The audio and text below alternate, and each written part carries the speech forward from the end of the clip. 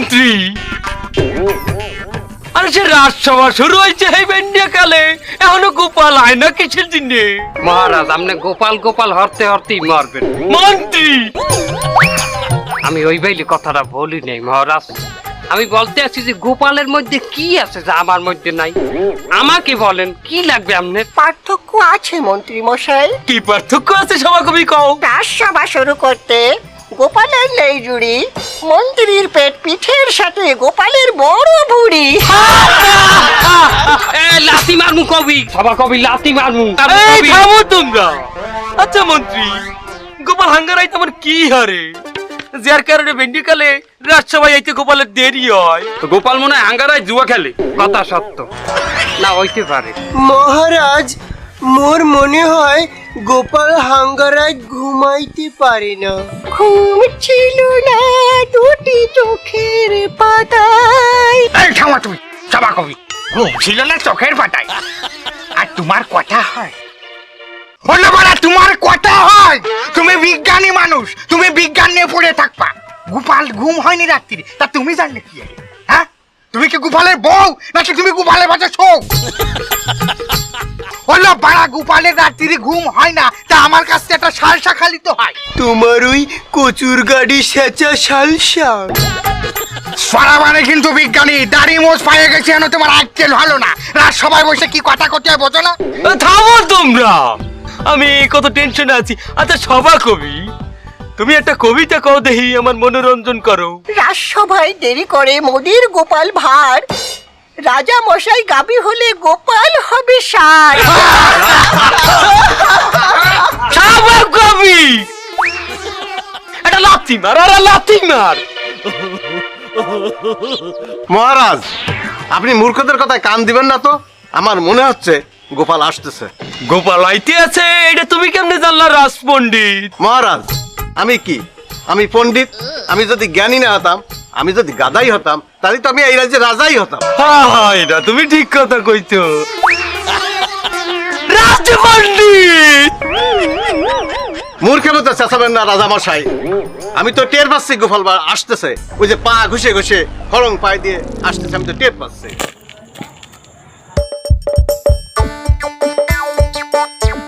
আসছে গোপাল, যাচ্ছে গোপাল, ভাবছে গোপাল, হাসছে গোপাল, চলে না রে চলে না রে চলে না রে চলে না। হাসির রাজা জ্ঞানের রাজা রসিক রাজা গোপাল ভাঁড়, হাসির রাজা জ্ঞানের রাজা রসিক রাজা গোপাল ভাঁড়।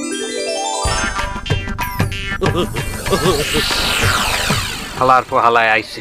গোপাল, রোজ রোজ তুমি এই রাজসভায় দেরি করিয়াও, কিচ্ছু কই না। তার আজ কেন দেরি হয়েছে হেঁটে কও?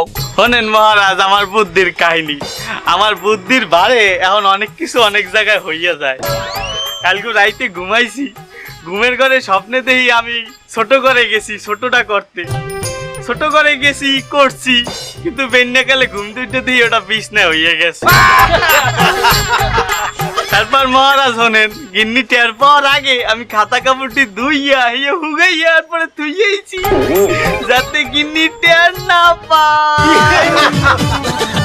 মহারাজ আপনি এই ভুটকুর কথা বিশ্বাস করবেন না, ওই মিথ্যা সিটটা বানাইছে না এই কথা কয়। মহারাজ আপনি আমার কথা বাদ দেন, আমার কালে দেখেইলাম মুর্শিদাবাদের নবাব আইতে আছে, এর যে রাগ এই রাস্তায় যে আরে ভাই আরে একটু কিল দেয়। ও মন্ত্রী, এই নবাব আবার এই সময় এই কৃষ্ণনগরে কেন? এটা আমি কি করি কম, এটা আপনার গোপাল আব্বার জিজ্ঞেন। মন্ত্রী না মানে টোটকা গোপালের গোপাল বারের জিজ্ঞেন।